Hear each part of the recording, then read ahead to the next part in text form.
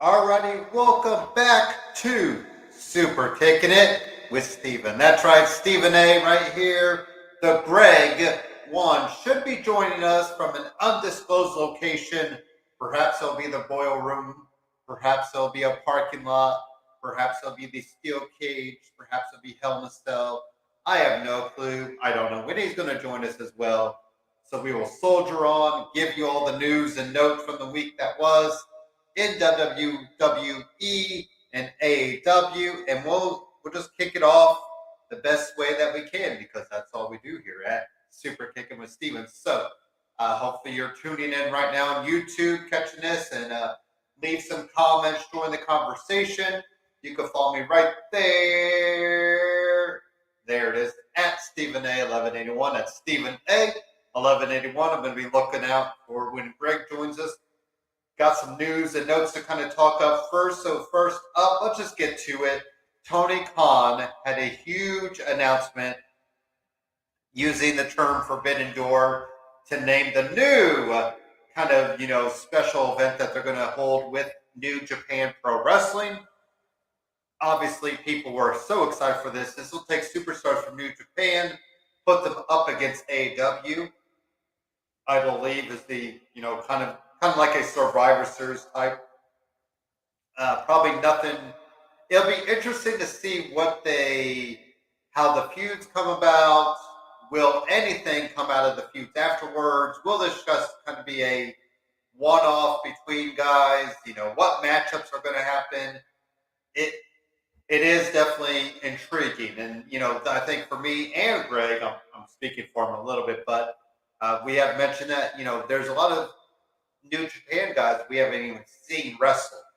So this will be kind of our first taste of them, first glimpse of them. So that'll be kind of cool to check out guys like that, Okada probably, and I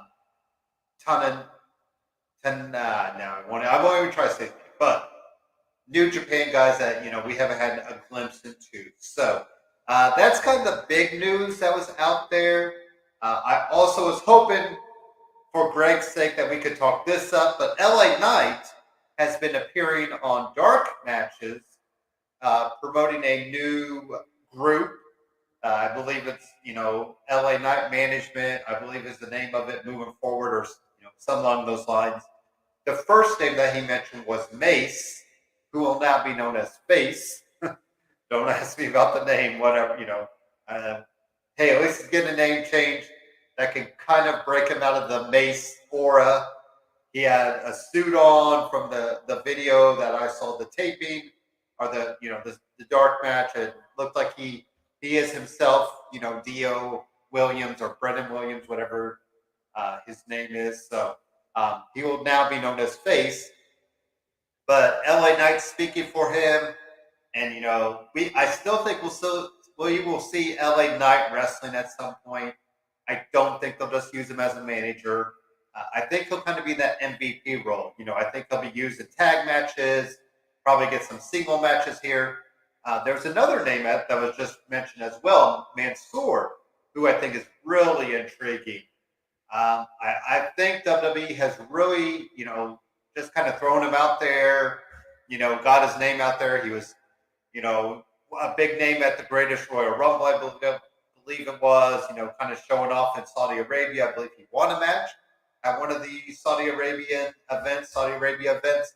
So LA Knight being the voice for him and talking him up, maybe you put LA Knight on commentary during his matches, really get him talking up there. And then, having Face, Mace, and Mansoor teaming up could be really intriguing to kind of see how they play off of each other. And, I'm excited for this. I think we wanted LA Knight on the main roster. We're getting him on the main roster, and now we're really going to see what he can do to help a guy, like Face and like Mansoor, who just don't really have anything right now. So, I'd be curious to see, maybe you had Aaliyah. We keep saying, what is Aaliyah doing? Maybe you had T-Bar and get him back to Dominique. or Dijakovac. Maybe just call him by Dijakovac, something like that.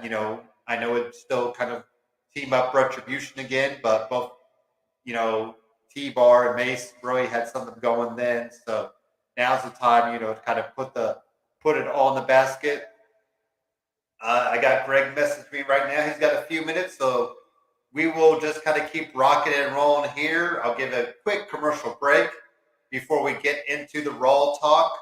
And once Greg's joined us, we can kind of back up for a minute, and hopefully he can kind of give us his own thoughts on a couple of the news and notes that we've caught up on, if I'm not already in the Raw report. But let's do a quick commercial break, give you all the latest and greatest for Rogue Energy, and then we will be right back.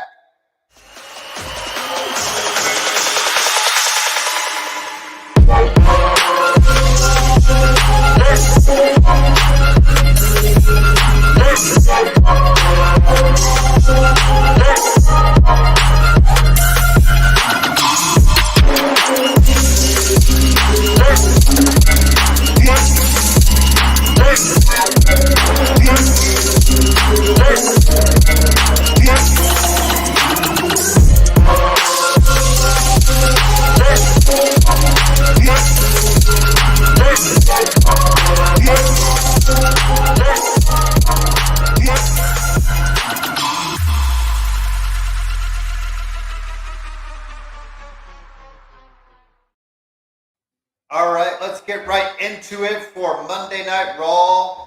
There's definitely, a couple big things that happened, I think, that are worth talking about. Highlights as they were. You look at the book, we'll kind of book in the beginning and end of the night because those really tie together. We're still kind of building up the Seth Rollins, Cody Rhodes feud. I do think this will go through the summer or, through at least Hell in a Cell. I think that'd be a really awesome match to do. We know Cody Rhodes loves the, barbaric type matches just for no reason. So him and Seth dueling it up, fighting it out in Hell in a Cell would be really awesome to see in Chicago where the crowd is so hot. So I really think, we'll give Seth the win here at Backlash. And then we have to, we'll have to do the one-up at Hell in a Cell. And it's one of those that doesn't need the title in it. So I really hope they go that route.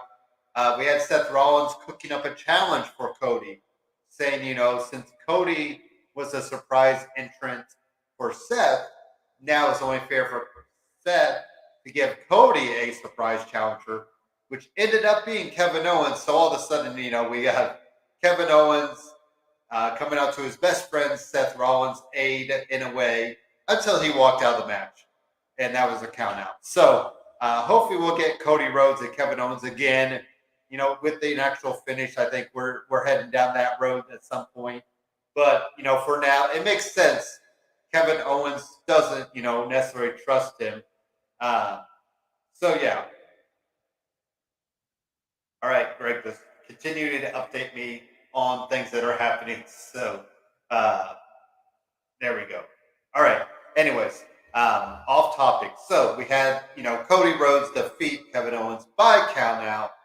And I wonder if maybe we'll go back to it next week. Do we maybe have Cody Rhodes announce a challenger for Seth? And maybe it's Kevin Owens again. I don't know. But, it'll be interesting to see what they do next week. So, we also had Sasha Banks and Naomi defeat Rhea Ripley and Liv Morgan. No surprise there. And, of course, we got the heel turn. I'm all in on Rhea Ripley being part of Edge's, kind of new faction. I really would like to see that happen. I think, it gives Rhea that edge, pun intended, that we have not seen out of her. So, and I think I like Liv Morgan as this underdog. Maybe she gets a surprise win over Rhea once.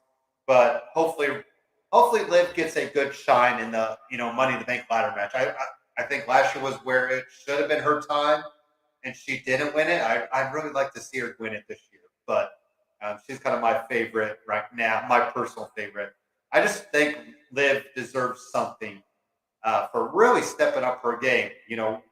We didn't know, I think Liv was always kind of the third woman or the odd person out, for the Riot Squad. It seemed like they were heavy on Ruby, and I thought Sarah even got more shine than Liv. So it's time for Liv to really establish herself and go somewhere. So, also in the women's title sit picture, we have Bianca Belair, tossing aside Sonya Deville. I'm going to assume we're going to, get Sonya Deville out of the power management faction or, management group sooner rather than later. Put her back as a full-time competitor, especially when you look on SmackDown side of things and you see that Drew Gulak is kind of stepping into that. Oh, look at this from undisclosed location, parts unknown. Oh wow, look at him looking spiffy than ever. You're making me look bad because I put a baseball hat on because my hair is a freaking mess. I got hook hair going on, Greg, but how in the world is the airport one doing there? Hey, live on location for the Charlotte Douglas Airport. When things go sideways, you have to adjust on the fly. I'd rather be home with my jerseys on, but it is what it is. And it's still stuck at work, but slid into a conference room, and it's like I got to be there for Stephen Nation. You know what I'm saying? So, you know, this is about you know as good as I look ever. DIY as it So, gets. all right, that's it. Your Suns are up, or no? Are they tied, or they're playing tonight? We're still up 2-1, Okay, two and to I one. believe they play tonight. So, That's okay. Yeah, because pretty much I think the only series is there only one series over, which is the Celtics and Nets. Did the Celtics sweep the Nets? Or they I think the finished Celtics are up 3-0. I don't know three what nothing? happened today if they had a game today. Yeah, and then I know the Warriors were up, And and I then saw my you, and you new had team, the oh Grizzlies, are God. tied. Greg, my new team. I had to pick somebody. I had to pick like a Midwestern team. Well, I guess Memphis is about as Midwest as you can get. But anyways, so I was just kind of going through the Raw report. I did, but I don't know if you saw Greg, but your man, LA Knight, I'll go back to this. Dark matches have been doing a little group. He's been putting a stable together. Now, I know you want to talk on that if you haven't seen it, but so far he's recruited Mace and Mansoor. And I personally think it's kind of intriguing because those are two guys that we've been talking. We've talked up Mace a lot that you got to get him back to just looking normal. And when he showed up in the dark match, he had his suit on, no makeup, just his dreads out. So it looks like they'll at least now he's going by the name of Face, whatever. No, that should hopefully that changes before TV. But anyways, at least they're gonna let LA Knight be the mouthpiece for him. And LA Knight's gonna shine up that turd a lot, to put a phrase on it. And then Mansoor has always been that guy that I think they were just throwing stuff at the wall, and now it's like I think LA Knight on commentary for Mansoor matches or in the sideline for Mansoor could really help him. So I'm willing to buy it. I think it's called LA Knight Management Group, LA Knight Management or whatever they're going to run with, LA Knight Enterprises. Greg, but your guy will hopefully see what probably in a couple weeks. I'm going to assume SmackDown because I know we've said that all along. I think starting on SmackDown is a little bit better, and then you can move into Raw to, get those guys on there. But what do you think, LA Knight starting up a stable? Yeah, I saw this by accident, kind of. I was looking for SmackDown, and I ended up finding a dark match, and this was the first thing I saw, and I was like, yes, finally. Um, I've been shopping for him to get on the main roster for a long time, and I don't care how he does it. We figure he's going to be best as a mouthpiece anyway. As long as he gets his platform to talk, he is magic with the microphone in his hand. And I didn't see the Mansoor edition, but I did see when Mace came out. And hey, I'm all for it. As long as it gets him on the main roster, it's his time. It's been past his time. So let's do it. And we already had one person doing the whole management thing with the Robbie E down there in Impact. So um, they needed to move him away anyway. This is much better. Like you were saying, Mace comes across a lot better without the stupid mask and the weird paint on his face, and he looks good. He's a good looking guy, and that's how guys look these days, especially colored guys with the long dreads and kind of curled up and things like that, and look fashionable, look good, and LA Knight laid the perfect groundwork around him to kind of show him off the way that oh, what's his name, Leo Rush used to do for Lashley. Give him the side chest pose and do all this, and just shining him up and making him look good. So let's keep doing that. And I think LA Knight can be used in the MVP role where he can be a wrestler at times. He could tag up with them, or he can, be on commentary, or he could be out there, talking up the crowd. So I think you got, the perfect Swiss Army knife in LA Knight. And he's obviously, I think he's a little bit younger than, MVP. So I'm sure he's still got some time left in him, wrist and wise. But yeah, I think LA Knight's going to run with it, and really give those guys a shine. I was saying I'd like to maybe see Aaliyah added to that, because we keep saying Aaliyah is just kind of there. So why not give him, Aaliyah, and let him talk her up? Mm-hmm. Somebody younger, ready to really start, stepping up her game. So it'll be curious to see, what pieces are added. I even said Dominic Dijakovac. I mean, get rid of T-Bar, give him the Dominic name, or well, he'll probably go by Dijakovac, or Divo, something like that. Give him his self back, which we've been talking about plenty. And I know it'd be the Retribution kind of reforming, but as themselves, I think would be a lot better. So that was it. And then the other news, Greg, was of course the Forbidden Door live event coming to the United Center Sunday, June 26th. This will be New Japan and AEW kind of going at each other. And I think for me and for you, I was kind of speaking for you, this will be a good glimpse into some guys we've never seen. So this is just one step in this partnership. Now, we are still miles away from, WWE being involved with that, Greg. But, man, if we could get just that little glimmer of hope somehow to get some WWE guys in there, I mean, what a weekend that could be if you could get all three of those promotions working somehow, to give us literal dream matchups that, we haven't seen before. But I think that, for AEW, already this feels like a bigger partnership than the Impact one, right? Oh, absolutely. I mean, who watches Impact? Not a lot. So this is automatically like the biggest New Japan co-promotion, probably since I don't know, maybe ever. I mean, WWE hasn't done anything on this big a scale with Japan. Yeah. And AEW has, grown from infancy to being a juggernaut now. And this may be the biggest collaboration between the two companies, and with that U.S. exposure tied to it. So I know the beginning of the year, what's it called, Wrestle Kingdom, is a big deal beginning of the year every year, but that's in Japan, and you have to go jump through hoops just to get to see it. So this may be the biggest deal that we've had with the U.S. and Japan combined, joining forces. So, and like you, I don't know who the Japanese wrestlers are. I know they're super over in Japan.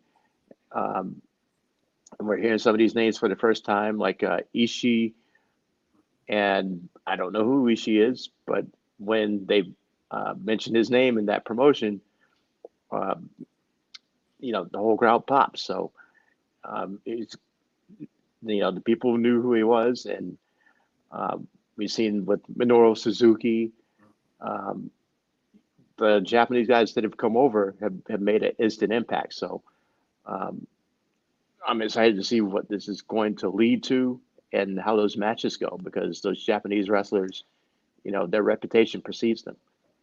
And that, I like the big name Okada. That's the name you hear all the time.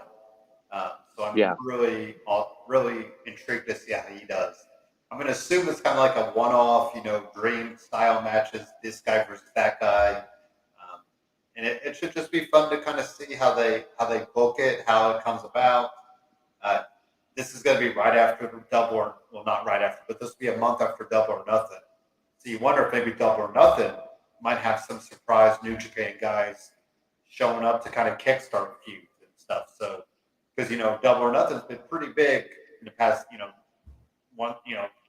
it's all out Double or Nothing pretty much. Is the 1-2 punch. So this is really something special, I think, in Chicago of all places, Greg. Which they're going to just go crazy for the whole Right. night. I feel like they'll be alive. And what's really funny is WWE will do Hell in a Cell in Chicago the week before this. So Chicago gets some good stuff, Greg, in the month of June. I should try to think of getting up there because 2 solid weekends of wrestling happen in Chicago. So. Yeah. So that was the big news I had. But getting caught up on Raw, I did mention the bookings of Raw, Greg. We had Seth Rollins giving a challenge for Cody Rhodes, where Cody didn't know his opponent. It ended up being Kevin Owens. Kevin Owens says, F this, I'm going to get counted out. So I hope that, when we got a really solid match out of Cody Rhodes and Kevin Owens, I hope we'll visit that again later on. It makes sense for Owens to walk out because Seth really hasn't had his back at all. So it's funny that, you end up having Owens as the opponent. I was mentioning that I would love to see this Seth Rollins, Cody Rhodes, Hell in a Cell. So I think Seth Rollins gets the Backlash win, and then they're one up. So Hell in a Cell is in June, Greg. Why not throw them in the cell? We know Cody Rhodes loves barbaric, matches. So, let them go all out, unintended there for Hell in a Cell. But what do you think of the bookend of, Seth Rollins, Cody Rhodes stuff? Is this one of the better feuds happening right now? I don't know yet. Trying to get behind it. I'm all about seeing where they go with the Cody story. He's laid the groundwork for what the mission statement is, and I'm going to be interested to see how he chases it. I have a theory as to what happens, but as for right now, with the whole Seth thing, it's still kind of cold to me. I mean, the match at WrestleMania was good. The couple weeks they put into, building a program has been fine. Nothing great. Like the last week, they did the whole thing, spending 15 minutes with meaningless promo, just say, I'm going to set you up with an opponent of my choosing. I mean, they could have done that in 5 minutes, but it's kind of starting slow. I'm going to hold my judgment to see if it actually reaches Hell in a Cell level by June, which is completely possible, but they're really going to have to turn it up as far as the violence is concerned and the storyline, the psychology is involved a whole lot more than they are now. I mean, Seth just dancing around them, laughing maniacally is not going to do it. Oh, and Big Ben 316 has rejoined us, Greg. Ben. I mentioned to him that, yes, we are officially on Sundays at 6. Mania, we just tried to go live whenever we could. We were trying to get everything out there. Then off last week. So sorry for, April being a little hit or miss for us. But I'm so glad to see Ben back in the chat. Definitely catch us at 6 p.m. Eastern Standard Time on Sundays. For Backlash, we'll give you a little pre-show. Maybe we'll just go live for an hour, get that real quick, or half hour, whatever. Give you our quick predictions and go catch Backlash. And, moving forward, we will be officially on this spot at 6 p.m. for all your viewing needs. So I apologize greatly to Big Ben. We love having you in the chat. You always have great things to say. Sorry you could not catch us. But our schedule is officially set. Sundays, 6 p.m. Eastern Standard Time. There you go. So Also, Greg, I mentioned the heel turn that everyone saw coming. I think even Stevie Wonder saw it coming, and there's Yep. your horrible joke of the day. But anyways, Rhea Ripley turns on Liv Morgan. No surprise there. Sasha Banks, Naomi move on to get the win. But Rhea Ripley all in on New Brew 2.0. That's where I'm at, Greg. Just give it to me right now. Hey, I'm with you. Let's do it. Rhea has been a dead fish for a while, and she needs something. She needs something different because she is not living up to her name. She's not living up to her image, and she's already in all black and goth out, and so she fits perfectly in with Edge and Priest.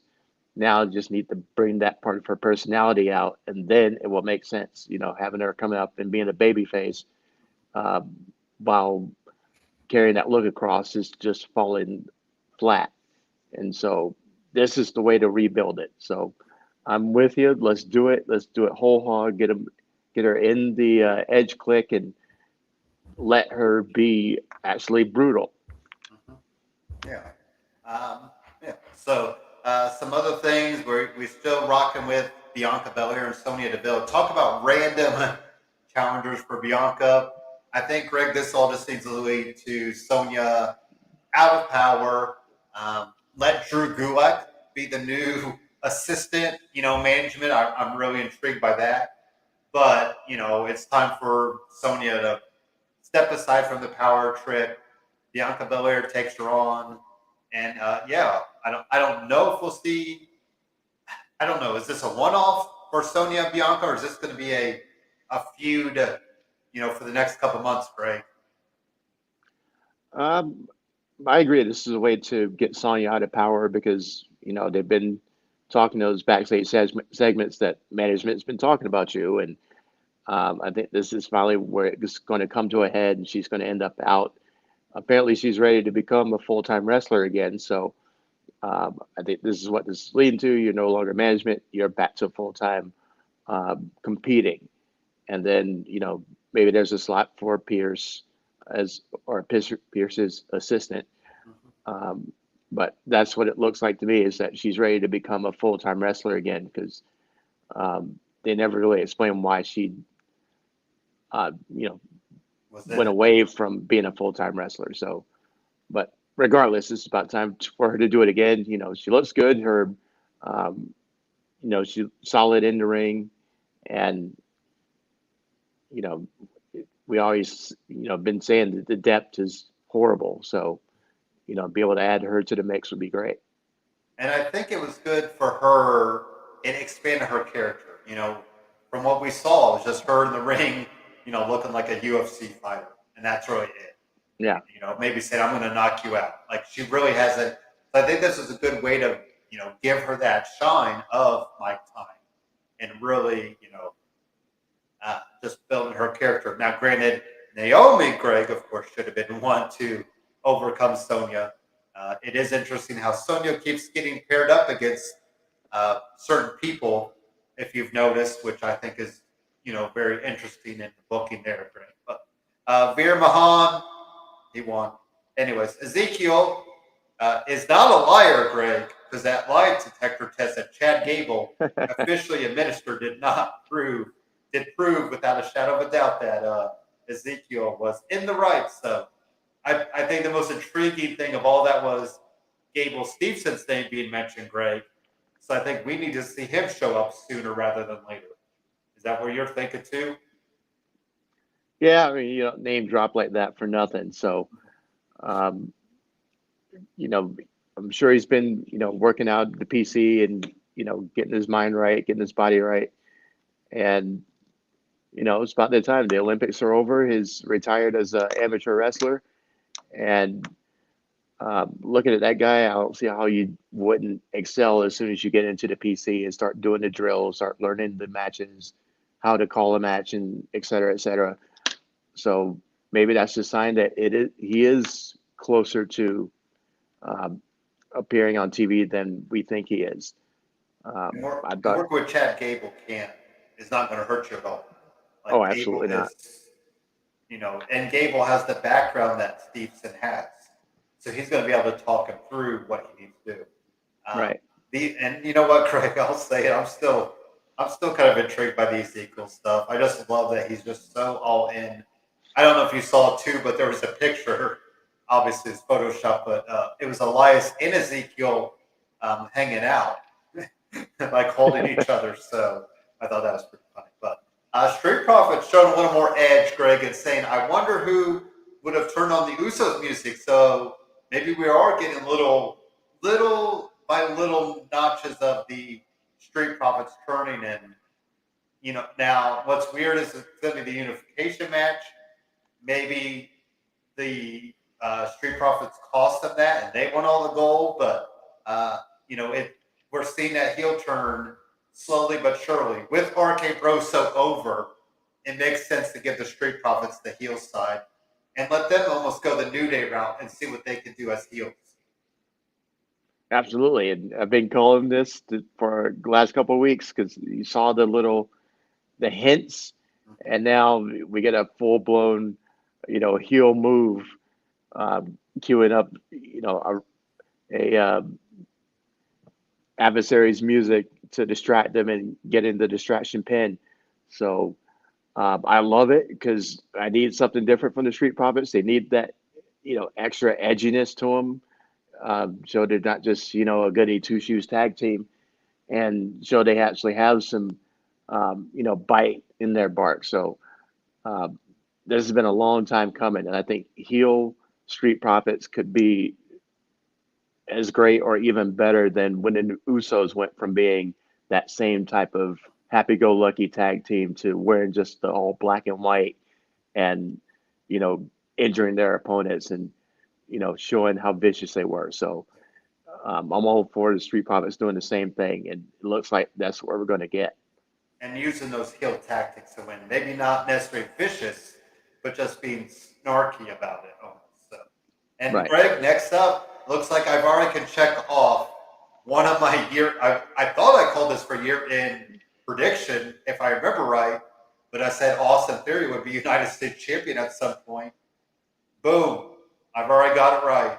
And I'll say, Greg, I did not think it would happen this soon. But I always use the word sooner rather than later. But you feel like with Vince McMahon behind them, with the Pat McAfee stuff, it was all in. You're put on this rocket ship to see what Theory can do, and it's up to him to sink or swim. Like, it's gonna be interesting to see now with a title.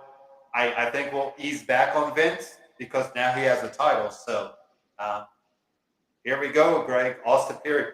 I thought it was intriguing as well, that Hook, because you had brought this question up, I believe, in our double shot, or one of our last calls where, we said who would have the better career overall. Hook debuts on Dynamite as Austin Theory wins the title on Raw. How? So now, they're working in cahoots, Greg. They are listening to this show.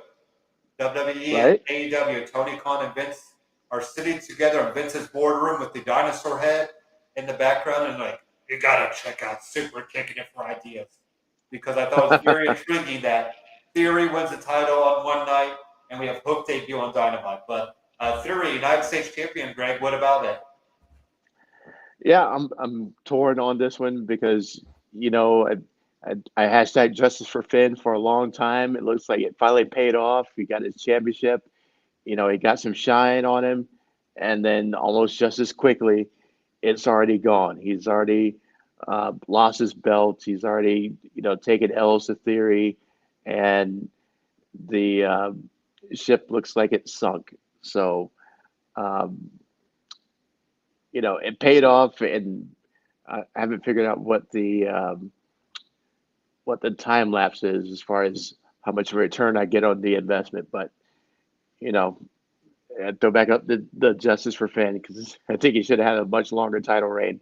I did the same thing for Ricochet, and I'm hoping that his days aren't numbered too. But me, I've been loving Theory for a long time, and I think that. He is a star in the making. He's going to be awesome. the more TV time he gets. And like I said a few times, that he is one of the very few stars that have come up from NXT and actually done better on the main roster than they did in NXT. And I've loved everything I've seen him do, even if I didn't care for the people he was doing it to. Yeah. So, hashtag justice for Finn. But, it's all part of a bigger plan and, really getting Austin over. And I think it's working. Austin is getting over. And, he's looking great. He's carrying himself a lot more confidently. And, now he's got his first title, and I'm curious to see where it's going to go. Mr. McMahon to come out is, the number one cheerleader, so big things. This looks more of an interesting storyline than when Shane was winning, big matches. So I'm very interested in seeing where they go from here. And Wedding Mayhem pretty much had all 4 people getting the title at some point. But Dana Brooke running off the official 24/7 champion on the back of R-Truth. There we go. That was it. So, NXT time. Drake and Gibson, Greg.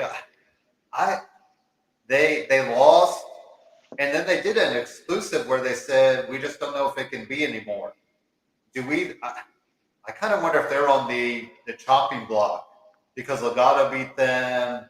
They took issue with Pretty Deadly. Just a weird kind of, they're not called Grizzled Young Veterans anymore. They're literally Drake and Gibson. Yep. I don't know. I don't know what's there for them, Greg. Nothing. And that's the shame of it, because I love those guys. And when they came over from UK, they were still a big deal. And then they became like a comedy act. And when they were having NXT UK matches, they were one of the top 3 teams on the brand. So I've been really disappointed at how they've mismanaged them since they come over into the States. And it does look like that's about the end of them. There's nowhere for them to go. They've lost everybody, and they're on a brand where, they're pushing all the, names we don't know. I mean, Brooks and Jensen or Brooks and Dunn, whoever they are, they're giving more time to those guys than they are to, a much better tag team as GIV. So I'm disappointed to see it turn that way, but Did they get that's called what it up, looks like. or do you think it's? I hope they do. Maybe They've that's already why they're going by Drake and Gibson now, because then you right. can have that ready to go for the main roster. They could bring them up and rebrand them as a different tag team. Since it looks like that seems to be what they do. Yeah. Bring them up, change their names, and then repurpose them somehow differently. So best case scenario, that's what's going to happen, but I'm not optimistic for them. Speaking of not optimistic, Saray lost again. I don't know, Greg. This might be one of the Asian women wrestlers that just isn't going to go anywhere. We've had Asuka, we've had Io Shirai, Kairi Sane really do well. We could talk about how booked they were, but they still did their own thing. But Saray just doesn't look to have it, does she? No, she doesn't have the it. She doesn't have the aura, the mystique, anything about her. She just looks pretty plain Jane, even though they try to give her the anime angle and the schoolgirl backstory, that kind of thing. It's just not working. And even listen to the reaction to her matches, people seem kind of bored. So, and they're obviously same all for in on Tiffany Stratton, a blonde, gymnastics looking athletic girl that, they're all in on her. yeah. Grayson Waller defeated Sanja. I mean, now it's all about Grayson Waller. See where he goes. How about Carmelo Hayes defeating Escobar? So now we'll get Carmelo, Solo, and Cameron Grimes in a triple threat. But if you're going to have Escobar lose, I think it's time to call him up. But I do like the triple threat. I think that's going to be an intriguing matchup to see. Could you move the title to Solo? Could you give it back to Carmelo? I mean, I know Cameron just won it, but it wouldn't surprise me if they're ready to just kind of, give it to somebody else. But Carmelo Hayes, Solo, and Cameron Grimes, that should probably be the main event of next week. I think, Greg, for they're calling it spring breaking. I'm like, spring break's a little bit, a little bit behind, but anyways, so should be an intriguing matchup there, correct? Yeah, agreed. And this is part of the appeal of it is that it could go the way of either any of them. There's cases for all three of them, and you could still have a good story moving out of it. So those are the best matches when you go into it and you don't automatically know who's going to win. So there's legit cases for all three. I agree with you on Escobar. He should be up there already, but he just looks so good in his role, and he's just so perfect. And people are, he's organically gotten over, as has the rest of Legato. So I see why he's still there, even though he'd be a much more, probably have much more of an impact on the main roster if they don't do what they've done with everybody else and just kill their gimmick and rename them and do all those things. So I will definitely be watching the match and hoping, we get a great barn burner classic and, see how they tie the ends together. And Natalia, I think she has a good place down there. I like how she's kind of been used. Now, it's going to be Cora Jade hopefully getting the win over her. That's got to be the end game. Really put over one of, or I'll bring it up as well, Roxanne Perez. I mean, giving her a big win over JC Jane, Greg. Like, one of those women got to be the woman to put over, beat Natalia. Natalia will be fine, but what a win that would be for either one of those women to kind of get a win over Natalia at some point. That's where I kind of see that go. I think I'd rather be Cora because Cora's the one that Natalia went after first. So I'd like to see Cora Jade pick up that win. What I'm trying to think of, I don't know when the next pay-per-view is for NXT, but I'd like to see that on a pay-per-view. I don't want to just see it on a TV episode. I think it's bigger than that. It should be bigger than that. So what do you think with Natalia's kind of role down there now, Greg, and main roster run as well? So. Yeah, she looks much better down there. She looks like more of a natural. She seems like more of a big dog down there. And she could totally Roman Reigns the whole women's division. And, this is my yard kind of thing. And she's that much better than everybody else down there, including Mandy. So I think that it's the perfect spot for her. And if they let her be that queen heel that everybody has to overcome, it'd be great. Because she's believable. Everybody knows Natty. Everybody knows her rep. They know her background. And, we'd eat those matches up. So, she may be like the perfect vet to, elevate these young girls because we're not bought into Cora Jade. We're not bought into, all these other new women that haven't had 5 good matches yet. So, Natalie could be the best catalyst for them. Zion Quinn defeats Wesley. I think Wesley. I don't know, Greg. I think it's probably going to be on the outs, and that's fine. I don't know if he'll reunite with Nash Carter down the road, but Zion Quinn picks up the win. Any thoughts there? No. Yeah. Okay. How about Roxanne Perez though? She was supposed to debut next week. They move it up to this week. She's the big independent wrestler they signed. She was an ROH women's champion, I believe the first one, and only like 19 or 20, and got a big win over JC Jane. So they're definitely putting all the chips in behind this Roxanne Perez. And, I thought looked pretty solid and looks like she could carry herself on the mic. So I think it's, it's these young women. It's going to be interesting to see how they fill into their roles as it goes on, Greg. Yeah, and that's the whole thing is that so many young new talents that we don't know anything about them. They need a foil, and so that's why you need a couple of veterans down there to bring them up and really showcase what they can do by giving them the best spots in these matches to really shine and give us a match that we'll remember. So I hope that it works out. I'm curious to see how this Roxanne chick gets over. They gave it a whole video game storyline, and we're all familiar with it, but is she going to be able to make it into something? So I'm reserving judgment till I see more of her, because I don't watch ROH, don't know anything about her except her reputation, and we'll see how she does. And I don't know how to describe this, Greg. So Joe Gacy has Rick Steiner's Hall of Fame ring. Braun Baker wants it back. He gets it back, and then he gets shoved off a ledge, and then he gets carried away by people and gets carried away by druids, which I didn't realize, Greg. Joe Gacy's all of a sudden Undertaker with druids. And what's really going to suck is they're probably just going to not have any payoff to it. Next week Braun Baker will probably be back.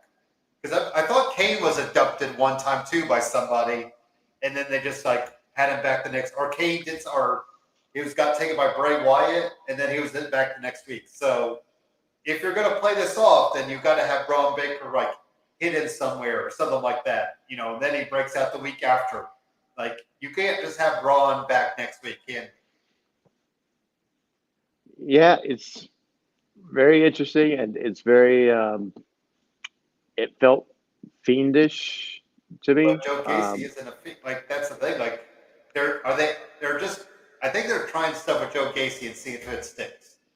Yeah, I mean they're trying to mix Undertaker and Fiend with Joe Gacy, or maybe not Fiend but Bray Wyatt. Maybe the cult leader Bray Wyatt with Undertaker, and trying to mash up the two. And he's playing the part well.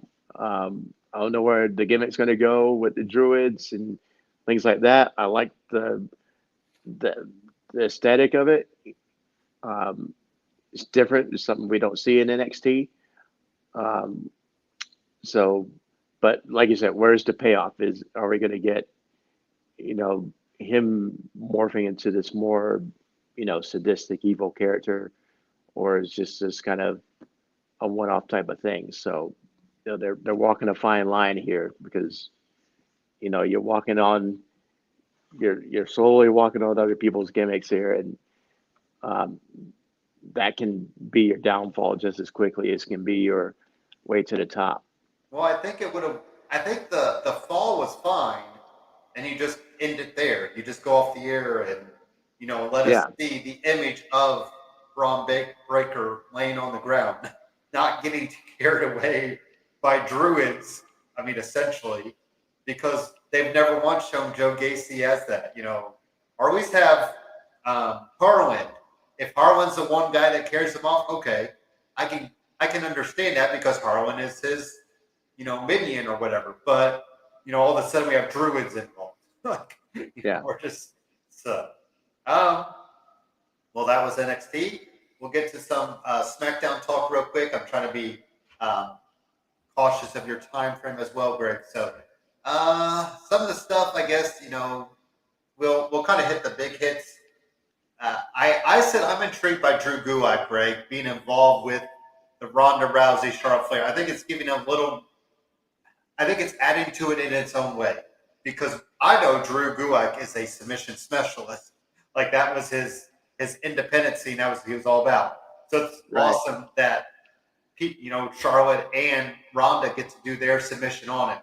I think it kind of plays it up, and I think Drew's having the best of it, for what it is. So, hopefully we got Greg still there. I'm still here. So sketchy airport Wi-Fi. Yeah. Right. Real quick. So, what do you think? What do you think about Drew Gulak's involvement with the Charlotte and Ronda Rousey feud, Greg?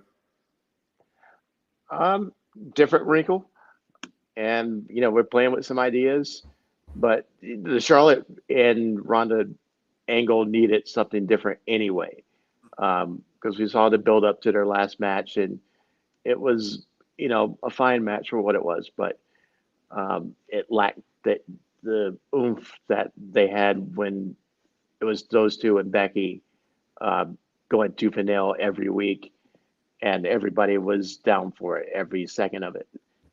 We don't get that this time around. So they still haven't said the word submission match, but I quit match will take it. I don't know if Charlotte's And ever quit, so I think that's why they wanted to play that up.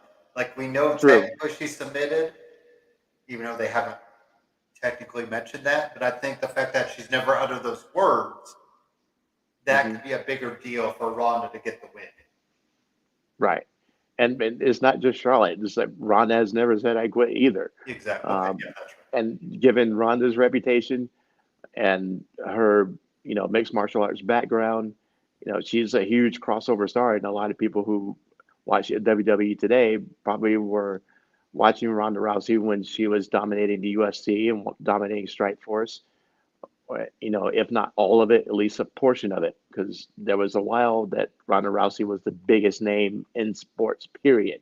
Oh yeah. So, we knew about the armbar. We watched those fights, and they were over, before you had the chance to finish popping the popcorn. Mhm. And, she was, I wrote a article about her once. She was the Mike Tyson of women's sports. She knocked out her opponents very quickly, and it was brutal. Oh, she beats And Clay up on a plane too. she may have. I know she's beat up some reporters on live TV, She hasn't but got that far yet. not yet. Um, yeah, her onboarding somebody on that plane, I would totally buy it. But um, And can we yeah, just say, don't provoke Mike Tyson? Like, come on. Like, I know. That dude had it coming to him. If anyway. you want to antagonize Mike Tyson, go ahead, but you're going to catch these hands. I mean, I So, feel like any boxer, but that's a whole nother. I even right, feel like Ali at the end of his career. Like, I would not want to antagonize Muhammad Ali. Like, he probably could have still thrown a mean punch. So, exactly. um, Yeah, don't poke the bear with Mike Tyson. I mean, on an airplane, like, you got nowhere to go. Like, if you say something on the street, you can at least, keep walking or run. Or if you're driving by in a car, you're in a freaking airplane behind the dude. Like, come on, man. Anyway, right. Hey, uh, stupid is as stupid does, and that's stupid gets beat down. So, true. there's a Only reason lost. nothing's going to happen to Mike. How about Xavier Woods defeating Butch? He's the new backwoods. I don't know why. It just feels like that should be an inappropriate term. I feel like McAfee just threw it out there and now they're just running with it.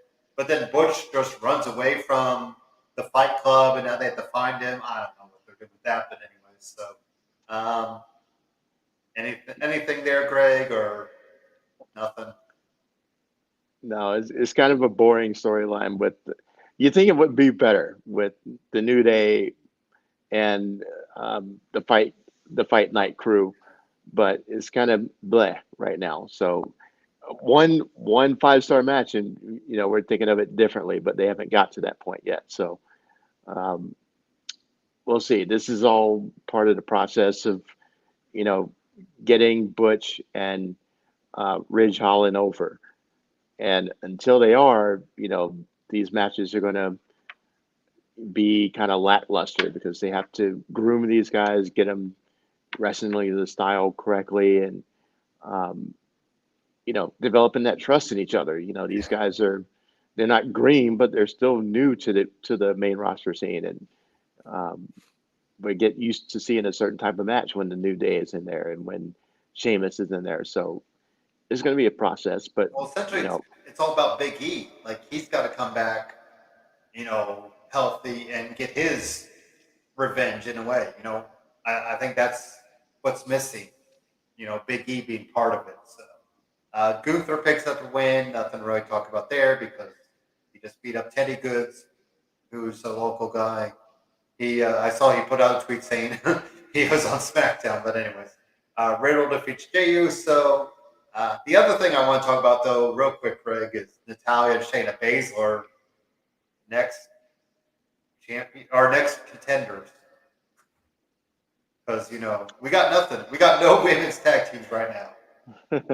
I mean, yeah. Any thoughts there, Natalia and Shayna Baszler? against Sasha Banks and Naomi? In theory, it should work. Um, but we seen Natalia and Shayna, and it was, nothing to write home about. It was, and that's I blame WWE for that because they've destroyed Shayna Baszler since she came up to the main roster, and just throwing her with random tag partners has been a waste of her talent. Um, NXT Shayna was a lot more awesome, and they should have just carried that over.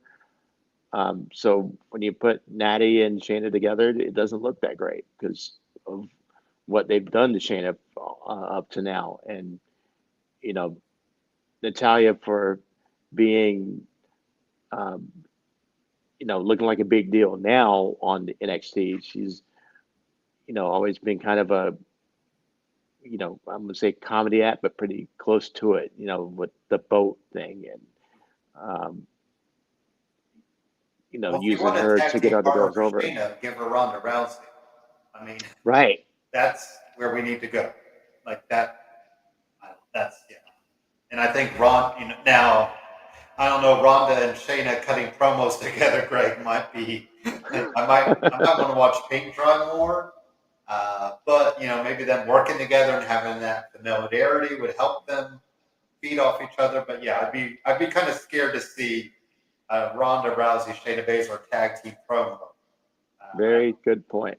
I don't. They would need a manager for sure. They would need Paul Heyman, like big. Yeah. Time. And that's kind of. I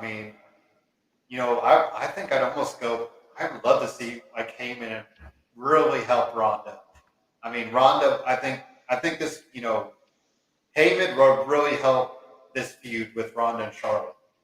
I think Heyman was, or something like we said, a centerpiece because both women are kind of, like Charlotte's, like she was, Charlotte during the contract. I beat you at WrestleMania. Like it just wasn't working. Like because you would just throw it in there, right? And Charlotte, I think, gets too rattled by the crowd. If that crowd starts eating her up, it's like she doesn't know how to recover. And that really, that's always been her downfall. So, Madcap won. The Lumberjack match, of course, turned into a no contest, but Sami Zayn escaped through the crowd because, what Lumberjack match ever has the Lumberjacks do their job? So next week, Greg, because WWE is on tour, I saw there was a taped steel cage match between Drew McIntyre and Sami Zayn. I've not seen the results, but I saw that that's where we're going. It's the steel cage match. And hopefully that is the end of that. Because we need Drew and something else. I don't know where Sami Zayn goes, Greg, but Sami Zayn will make whatever else works next. But Drew definitely needs to move up and away from everything that he's been given so far. Yep, I agree. And shout out to Drew for being such a trooper with all this because he was given hot garbage for WrestleMania, and it doesn't look good on the horizon for after WrestleMania. But it's like the whole Kevin Owens thing that I've mentioned a few times is that sure they lay something out. We'll give you this and this and this. Just stay the course, and you'll get your big day. You got to figure that's where it's going to lead to. So maybe it's a showdown with Roman. Maybe it's, a big title or at least another title run in front of fans. I still think that's coming because, that's owed to him. But we may have to sit for another while before we get it. So what I'm seeing and what I'm thinking is Tyson Fury. I think he won his. Did he win a match last week, a boxing match or something, Greg? Or was that last night? Sorry, last night. He had mentioned SummerSlam. He said, don't roll him out yet. Now, granted, that's in Nashville, but then you have the UK pay-per-view. I think you've got to give Drew the big moment there.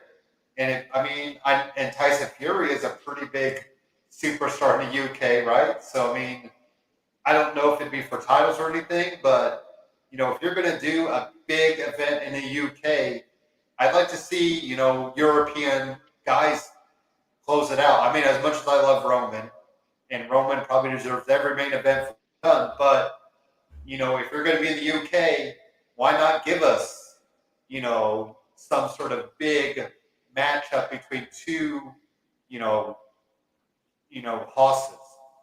Right. Um, so I'm very intrigued by that aspect that maybe Tyson Fury could kick off a feud with Drew, because Drew McIntyre's mentioned Tyson Fury's name a few times. And then Tyson Fury mentioned Drew McIntyre by name last night, I believe, in a press conference. So I think there's something there. Yeah, I agree.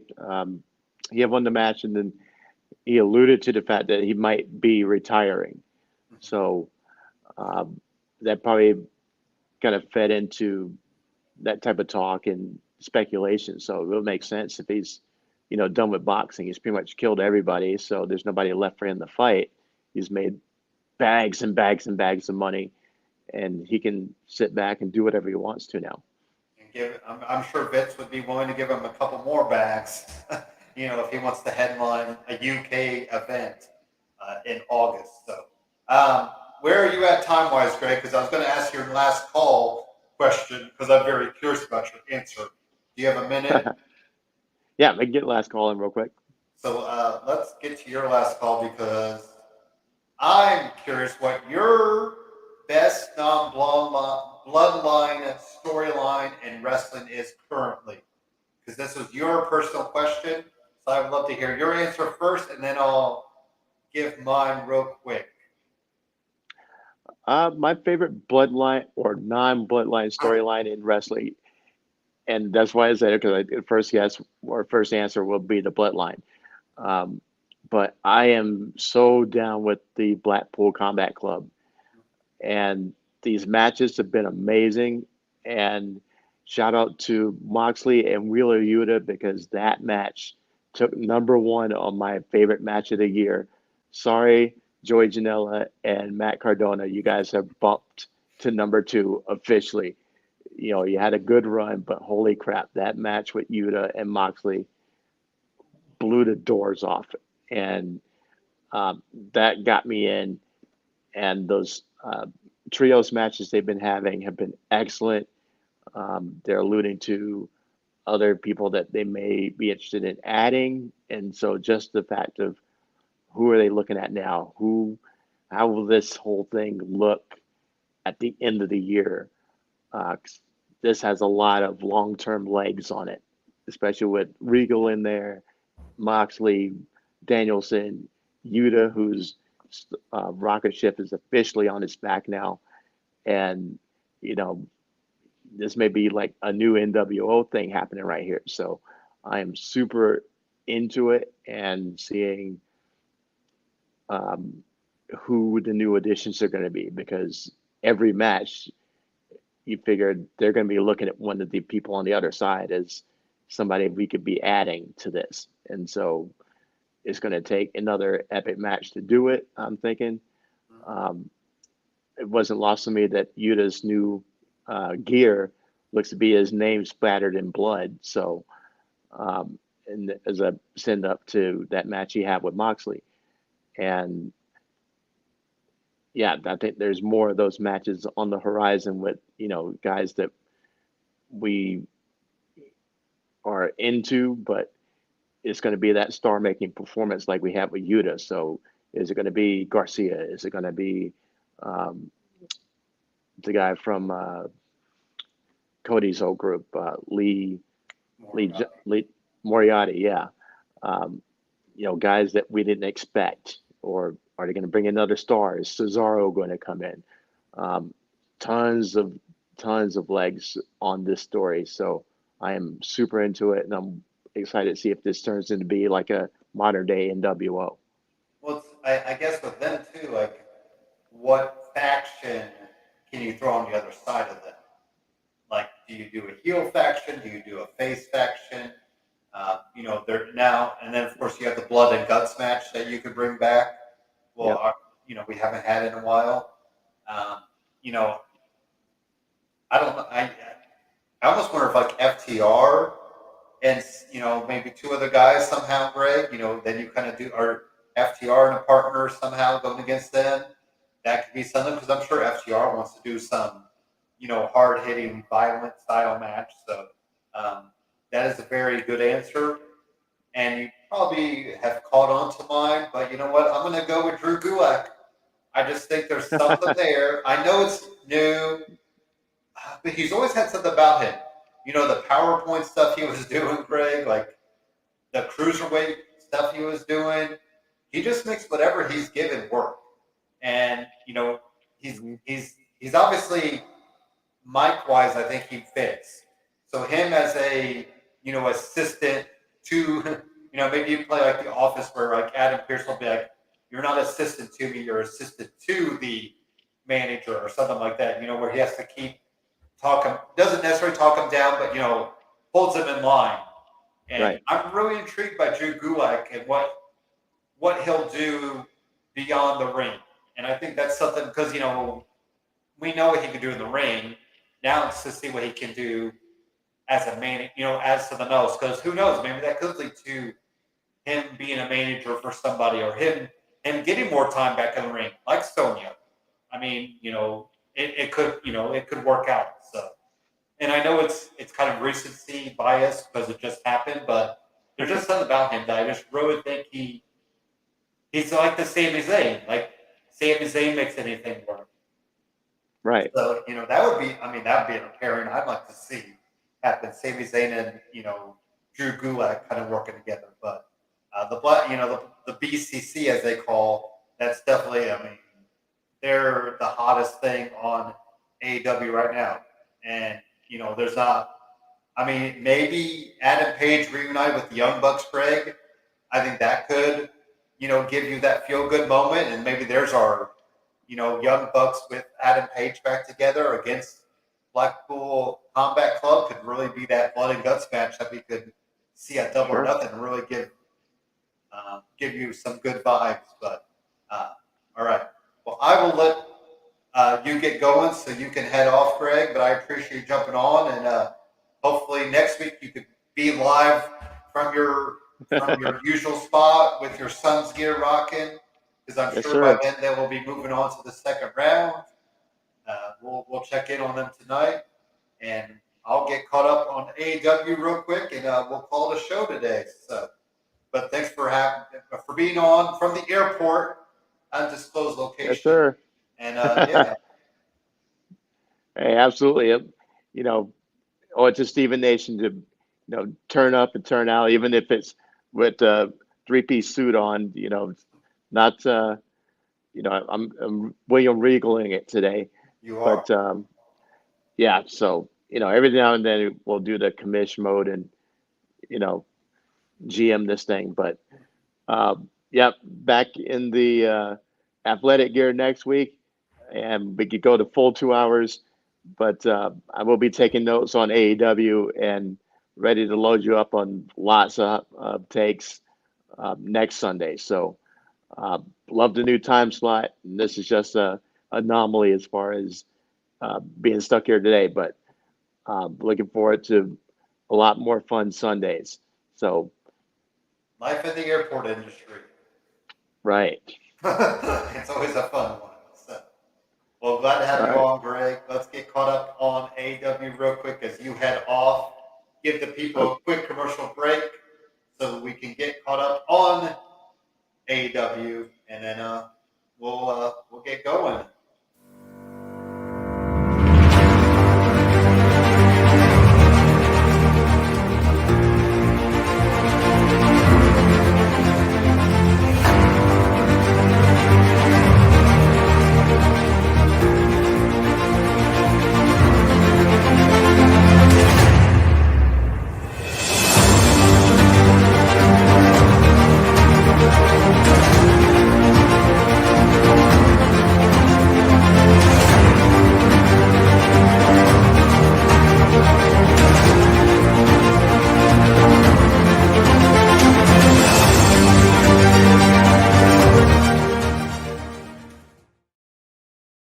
All right, there we go. Greg joined us, and we're here. Oh, what is going on? Why do I have that music playing? Turn that off. All right, there we go. All right, so we're here live. Give you some AEW talk. Greg brought it up. We were talking about the Blackpool Combat Club. That's easy for you to say and not for me. The BCC, got a good win over Dante Martin, Brock Anderson, and Lee Moriarty. The most random threesome I've ever seen, but they got a good win. Yuta Wheeler is just so over. It's ridiculous. How about the CM Punk match? Showing callbacks to CM Punk or to Dustin Rhodes and Bret Hart Gold Dust match back in the day. They're doing some of the same moves. That was cool to see. We're going to see CM Punk take on probably Hangman Adam Page next up after Hangman defeated Adam Cole 2 weeks ago, and now we're moving on. It's going to be interesting to see. I think CM Punk does beat Hangman Adam Page. I think that's where you go with that. So, and that probably happens or double or nothing. So, Butcher and Wardlow had a match. Wardlow won. This match, this intriguing Wardlow, he had to come out in the box, get boxed up. He was handcuffed to the ring. Then he got to wrestle real quick, get the symphony on, the powerbomb symphony on the Butcher.